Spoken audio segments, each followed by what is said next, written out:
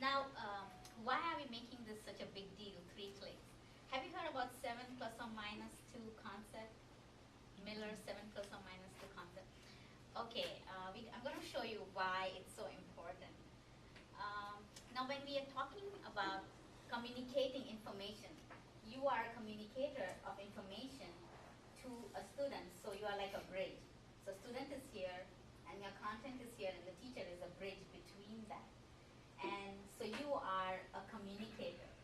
Okay? So I'm going to talk to you about visual communication. And when you are doing communication, you have to have a messenger, a message, and a receiver, right? So you are the messenger, and you are designing instructions. So you are the teacher, and you are the designer. And you have the content, that's the message that you're going to teach. And the receiver is a student. Now, when you're teaching a student, what part of their body are you attacking? What part of their body is involved in learning? The brain. Okay, and how do they learn to their brain? How does it go into their brain?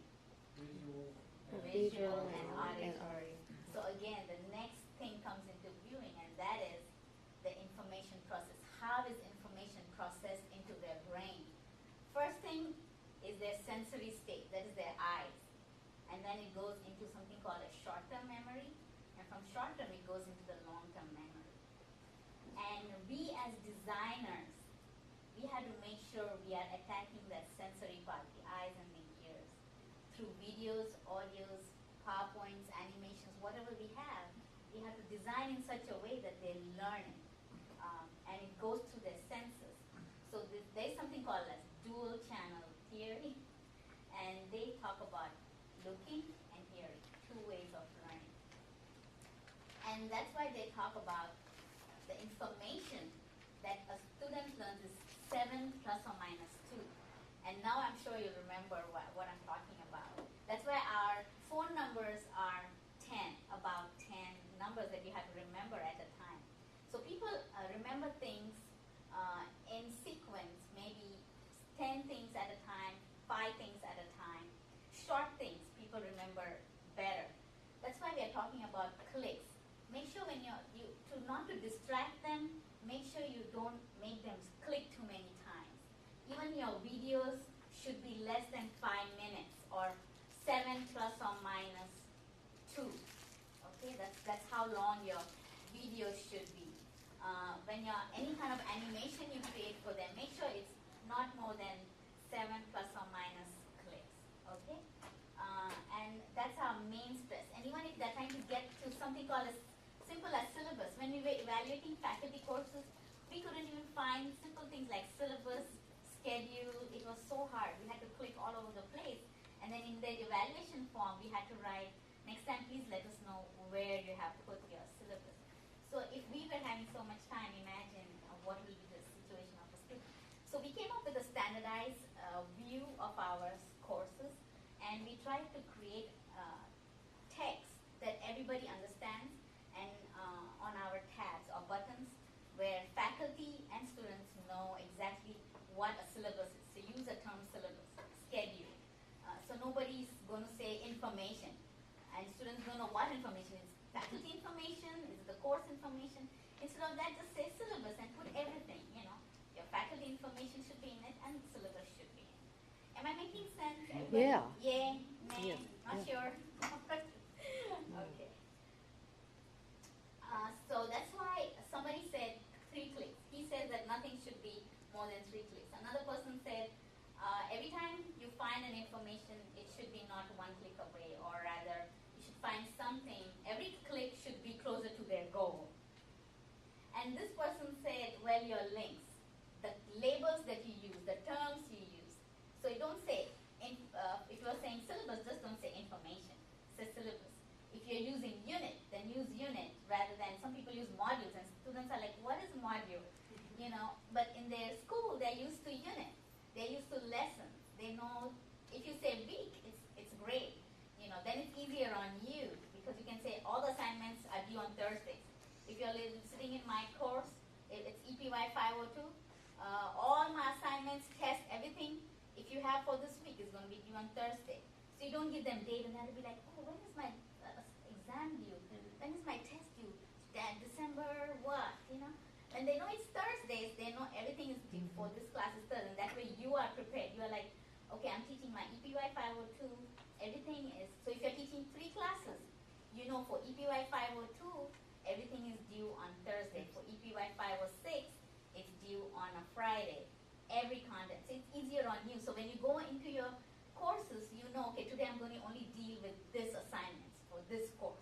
So you have to figure out ways to make life easier on yourself and then easier for the student as well.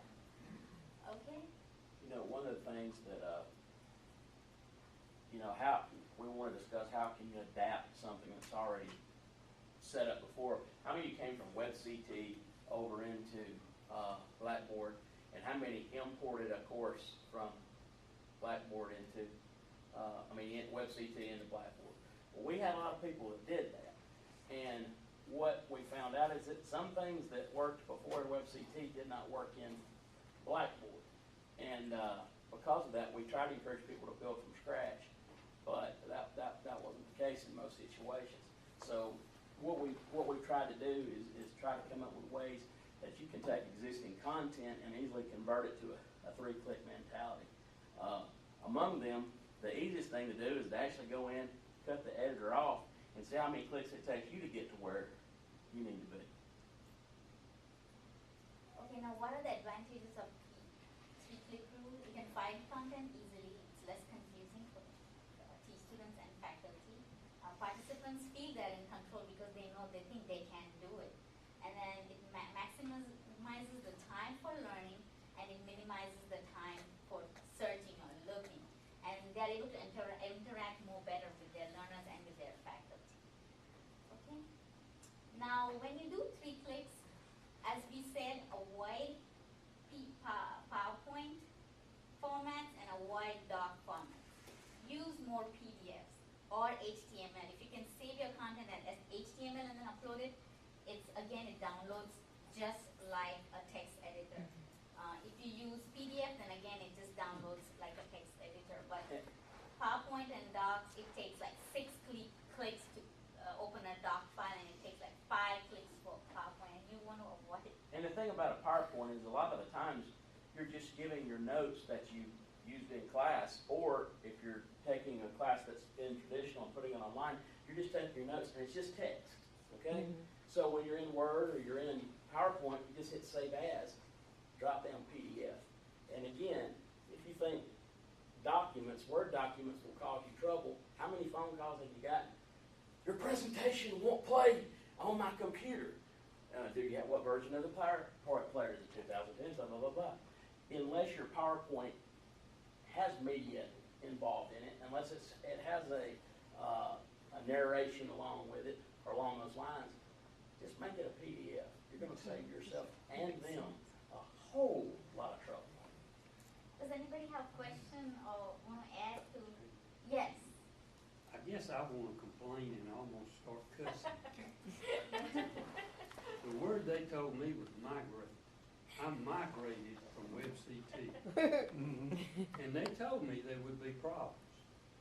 Yes. And when we would try to, when we try to get up with Blackboard, when I would through our IT technician, we'll get back with you. Nobody got back at nobody told me stuff like that. Why aren't you telling Blackboard how to run Blackboard?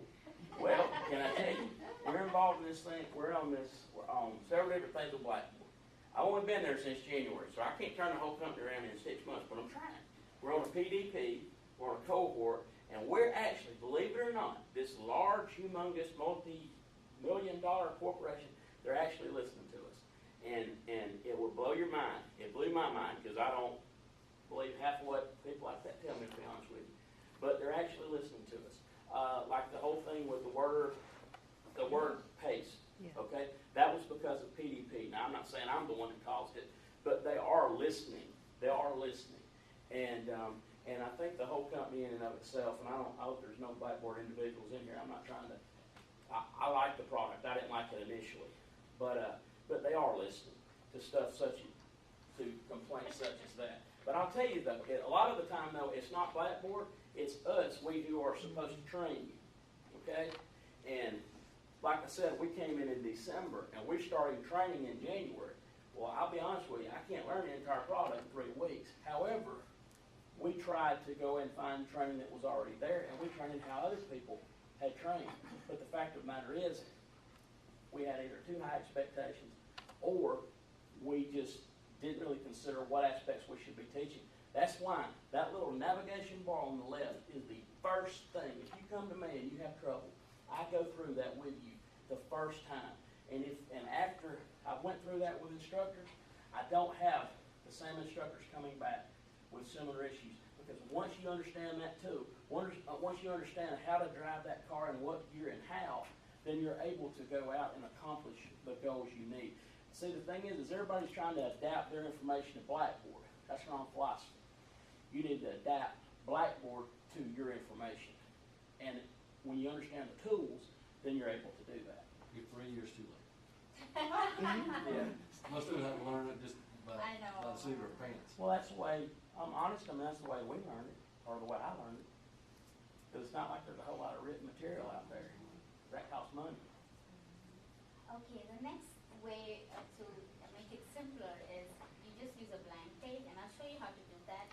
And just if you have a content area, then item also does the same thing. It gives you a text box editor tool like a blank page. And learning module is a great technique, and there are faculty who are using it. You can even sequence your course, and it's so nicely organizes your content. Have you used it? I see you're shaking your head. No, but that's the way things ought to be. Yes, it's so organized. It gives you a table of content, and everything is so organized, and it's just you click on this topic and it opens up. And you can sequence it in such a way that students have to look at the first content before they go to the second. And all these tools are available. It's just that they're not marketing it right, or as you said, they're not. And the terminology, to be honest, is misleading too. Because you've got what they call a module page when you're in the first level of navigation.